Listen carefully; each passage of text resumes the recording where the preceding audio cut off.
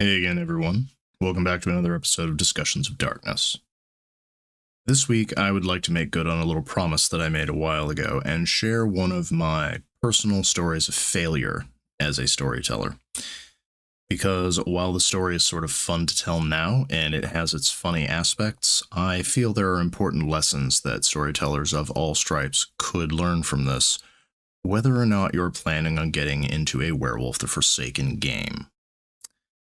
Now, to set the scene, this happened over a decade ago at this point, and I had been invited to a white elephant party around Christmas. Not unusual, these things happen. Unfortunately for me, I had hemmed and hawed about whether or not I was going to go until the absolute last second. So I didn't really have a present to bring to add to the exchange, so what I did was I took a note card and I wrote an IOU for a one-shot of any RPG I had access to and could reasonably run. I would run it for whoever opened this envelope and kept this gift. So, one of the folks there, someone I had played with fairly regularly, had a huge bee in his bonnet about Werewolf the Forsaken. That was the game he wanted, and he was willing to make some serious exchanges to get this particular gift. So, I asked him to give me a couple of months, I would put something together, and I made sure that he had tapped everybody he wanted for this game. These were all people I had gamed with before. I had done some World of Darkness things with them previously, so I knew they had enough of an idea of the setting, and they had done mostly Chronicles, which was fortunate because that's what we were in. So, I sit down, I prepare my notes. I put together a plot full of intrigue, full of conspiracies. I make sure that I include enough of the other spheres that are present in the Chronicles of Darkness. Since this game is taking place in New York City, all of them are going to have a foothold there. There's going to be a presence for practically any sort of supernatural creature you want to run into. So I prepare all my contingencies. I have lists of NPCs. I have locations they can go to. I have everything ready. Once I do that, I sit down with the players and I talk to them and I ask them, tell me about your characters. Where are you from? What moon sign do you have? What magic items do you want? What sort of things do you want to pull off with this? Because it is a one-shot, but I want everyone to be invested. I want everyone to have fun. And there aren't really any ridiculous requests. No one had really played Forsaken before, so they were just sort of going with base character types, nothing really complicated, nothing really unusual. That worked for me. That made my job easier. So once everybody had their characters figured out and they knew what they wanted to do, I gave everyone some free merits. This is typically where you would get suspicious of your storyteller just handing you out free stuff before the game begins. So everyone got dots of allies, everyone got dots of mentor, and this was specifically to hook them to the plot and to the NPCs that were going to get them involved in nonsense. The short version is the players had put themselves into a pack, which I had specifically requested them to do for this game, and they had been set up with their own territory in upstate New York by a friend, ally, and mentor of theirs who was a Iron Master's wolf by the name of the Iron Wolf. That was how most people knew him, partially because he was stubborn and recalcitrant, but also because he ran a major arms manufacturing company and he made custom items for various members of the supernatural community. That was how he got his political power and how he asserted his influence on matters both physical and political. So our plot hook is that he calls up the pack, tells them he needs a favor. And I didn't really expect anyone to fight me on this because it was a very obvious plot hook, and fortunately no one did. But if they had, it would have been very clear of, he gave you this, now he needs you to repay that favor. He's in the middle of some serious problems and he needs backup.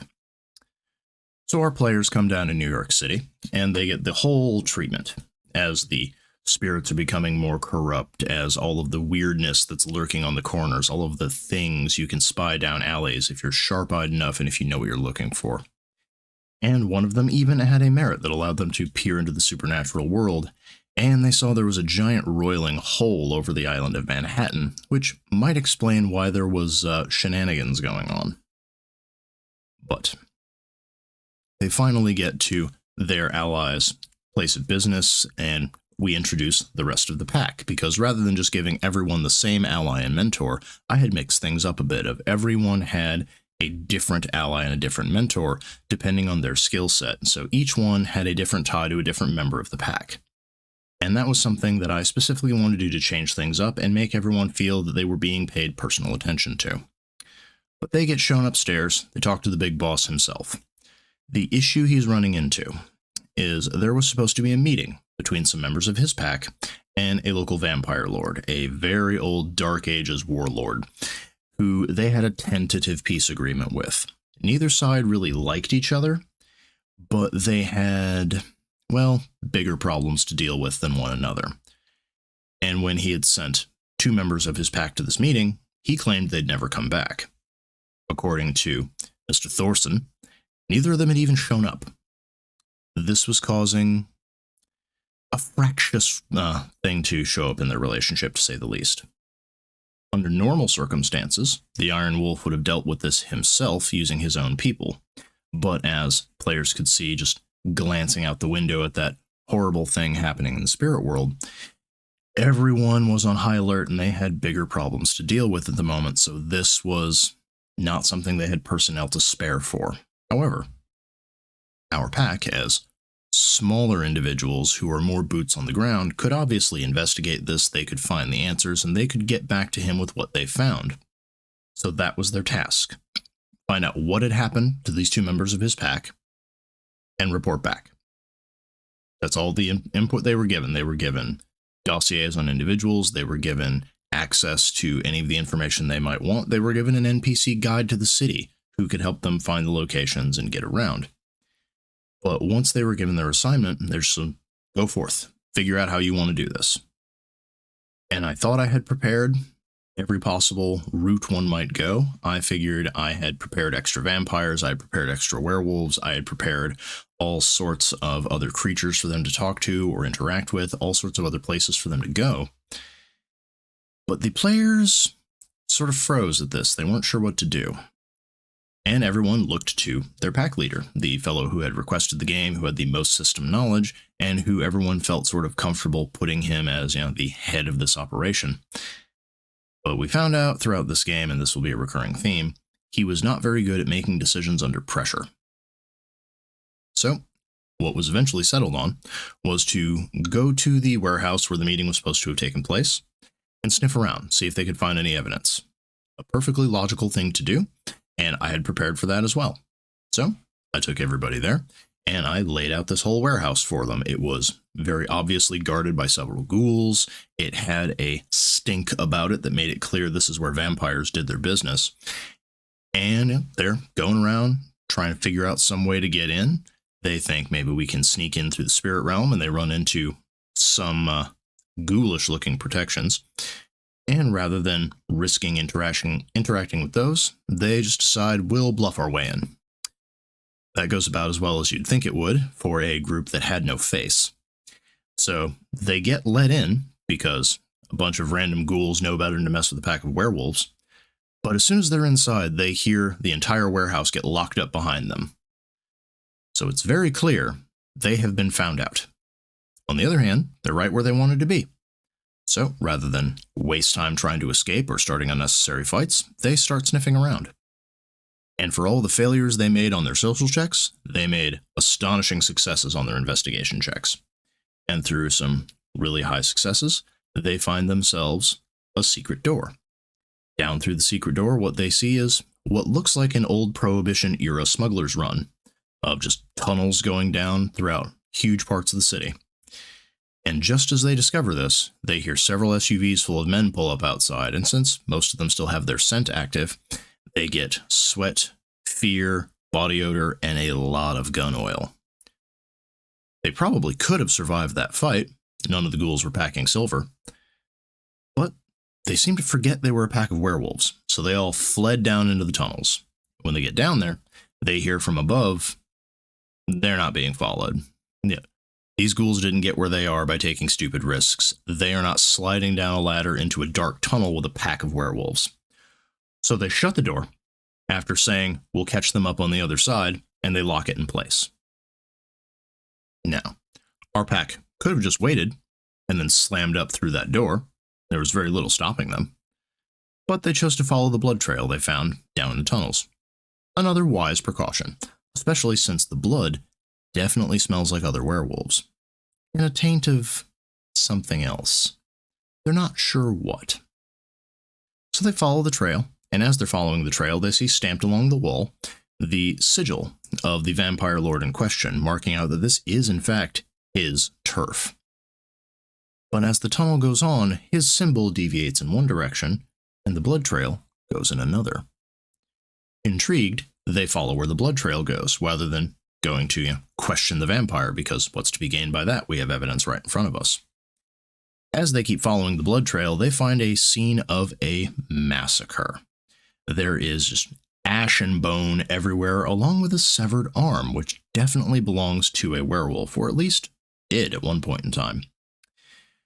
So among all of the ash, bone, and ozone, they pick up this arm, and on this arm, there's a particular fetish item. I do not remember its specific name off the top of my head, but it's essentially a wristwatch that allows you to capture a moment in time, and that you can then review at a later date. And typically, if you review this item, it will give you some sort of bonus when dealing with individuals who are involved in the scene. Our players find it, the characters identify it, and they know that in this item, there is a scene. Something is on this. It has been confirmed. They tuck it into their pockets and do not examine it any further. This will become important later. So as they're examining this scene, they get a phone call while they are underground on a secure line that was given to them by the Iron Wolf, and they hear a voice that is distinctly not his, nor any of his people's. This is pointed out to them that this could be impossible, because it is around this time I feel that the players are very lost. They're not sure what to do. They're just trying to find some way to get a grip. So I think I will pull a lever. I will give them some helpful insight. And on the other end of this phone, there's an individual who tells them they are in danger, gives them directions out of the underground, tells them do not trust the Iron Wolf. He is lying to you.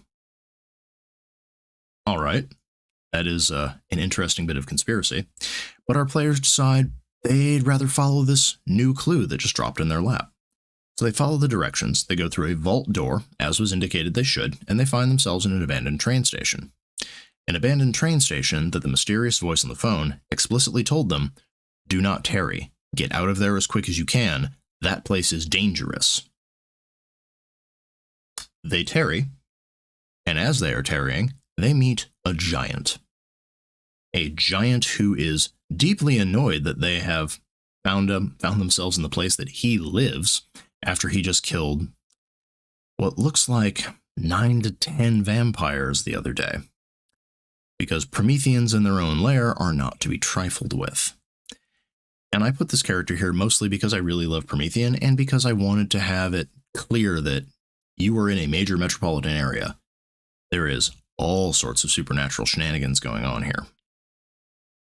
Now, rather than transforming and having a battle, which I partially expected, or running away up the stairs, which are in full direct view of them from where they stand, our players once again choose to have a faceman moment. It goes poorly, but not so poorly that they are immediately attacked. So they manage to talk their way past the very large, very angry Frankenstein and get themselves back on the street. When they're on street level, they get another call from the mysterious voice, who gives them very complicated directions, often doubling back on themselves to ensure they're not being followed. They find themselves in a dark alley with a vampire at a fire door, clearly on the phone talking to them. He hangs up, bids them enter. They do, without taking any real security precautions, and they find themselves in the mind of a conspirator. There are filing cabinets, there are entire conspiracy webs of red string, there's all sorts of nonsense going on all over this place. And in the corner, they find one of the missing pack members. Not the one missing his arm, the second one, who is whole, intact, and as far as they can tell, hasn't been touched by this vampire. He's just been nursing her and keeping her alive, waiting for something to happen. Anathema has been studying this situation, and he is very confused about what is happening. Because he hasn't gotten a word out of her, obviously. But he tells the players, in no uncertain terms, the Iron Wolf is up to something. He sent 2 members of his pack into negotiations, and they should have died. This doesn't appear to be politically motivated, but he can't be sure. He doesn't know if the Iron Wolf was setting this up to create a conflict with the vampires so that he could start a street war and take their territory. He doesn't know if there was a personal beef somewhere going on. He doesn't know if this was just an assassin gone wrong. He can't figure it out, but he knows that whatever it is this werewolf has been telling the pack, it's not what's actually going on. There is something deeper, and they need to be cautious because this person is dangerous. Whatever they think of him, whatever they believe he is not who he truly is. Once he's delivered that information, he hands the pack this nearly comatose werewolf and says, "This is your problem now. Leave my lair and do not come back or there will be consequences," and slams the door in their faces. So they now have a missing member of the pack. They have a magic item that has a scene on it they have not played that might give some insight as to what happened. They have been told explicitly the person they are working for that they think is their ally is up to some shady business and cannot be trusted and may be using them as a cat's paw in whatever scheme it is he has going. Our pack then chooses to immediately call the Iron Wolf, tell them exactly where they are, and ask for a pickup. All right. One other member of his pack shows up. They get in the car. The nearly comatose werewolf starts freaking out. She is screaming nonsense about what's happening. They are trying to restrain her. They're trying to calm her down. They're trying to get any sense out of her as they drive back to headquarters. When they get there and they hand her off, she just goes limp, as if she is completely defeated. No information was gotten. No attempts to help her were really made. She was just sort of treated as background noise on the way there. They then take the elevator up to the Iron Wolf's office, and while they tell him everything they've been up to, and all the things they've seen and all the things they've done, they then pull out the watch, click it, and play the scene on it. A scene that reveals the Iron Wolf and his beta, who had been their companion this entire time, had been making deals with the darkest spirits of the Umbra, or whatever its name is in Forsaken, because my brain escapes me and I didn't check, so that their essentially incestual werewolf children would be given bodies, because typically all that comes out of them is ravenous, horrible spirit monsters. They wanted bodies for their children, and for this, they made a bargain. And it turns out that a member of their pack essentially caught them making a deal with the devil and was trying to figure out how to deal with this situation so that this could be dealt with, as the two of them were essentially traitors to the werewolf cause. They then found out that they had been found out, sent the members of their pack away, and made a deal with the vampires of kill them and we will give you better deals, better weapons, better guns. And the assassination would have worked if not for the accidental intervention of a Promethean who wanted to know what these people were doing on his turf. So, for clarity, our pack, ignoring every warning they had been given, marched right into the den of the ally who was actually the villain, and revealed to him what was happening, while not knowing it themselves. This, of course, is where combat finally broke out. Not only between them and the Iron Wolf, but between them and the mysterious assassin that had been following them this entire time, that they had briefly lost while they were in the underground, who then picked up their trail immediately as soon as they called in and told him where they were. The two-fronted fight led to one of the pack being taken out, and they fled, as you would. And as they're fleeing, they're trying to figure out what to do. They're trying to figure out where to go. They don't ask me where any other werewolves are in the city. They don't ask me where they can find someone of equal standing to the Iron Wolf who they could report this to. They don't even try to reach out to the vampires, see if they can make some sort of backroom deal with them. What they do is they tap another member of the Iron Wolf's pack, ask him for a ride, and try to give him directions back to Anathema's lair, the place he explicitly told them not to come back to, or there would be consequences. So they come back, and there's, well, the filing cabinets are still there. He's gone, as is most of the material he had. There's just a note on the floor, and it says, "I told you not to come back here," at which point the shaped charges detonate. The pack gets out, singed but mostly alive, and they leap back into the van. They have not questioned whether or not this particular member of the Iron Wolf's pack that they tapped knew what his boss was doing. They have not asked him his opinions on anything. He appears to have known what was going on without them sharing information, which is how they wound up locked in the van and it being blown up with them inside. A bit of a petty end, I won't disagree. However, one-shots be one-shots. Now, throughout this entire endeavor, I learned several important things that I'm sure some of you have picked up on, and this is something I want to bring across, and I want to do a very late autopsy so that folks out there who are thinking about running their own game don't make some of the same mistakes that I did. First and foremost, make sure that the style of game you're going to run is something that your players want and that they jive with. If I took the same group of players now, having played with them for many years, and gave them a similar open world sandbox scenario, I feel that most of them would be very comfortable with it. They would be able to take initiative, they would be able to do things on their own, they'd be able to go out and make their own sorts of trouble. At the time, though, this was a bit of a new setup. They weren't really used to that, and it created a lot of decision paralysis, particularly since the individual who had been elected as the pack alpha was really bad at making decisions.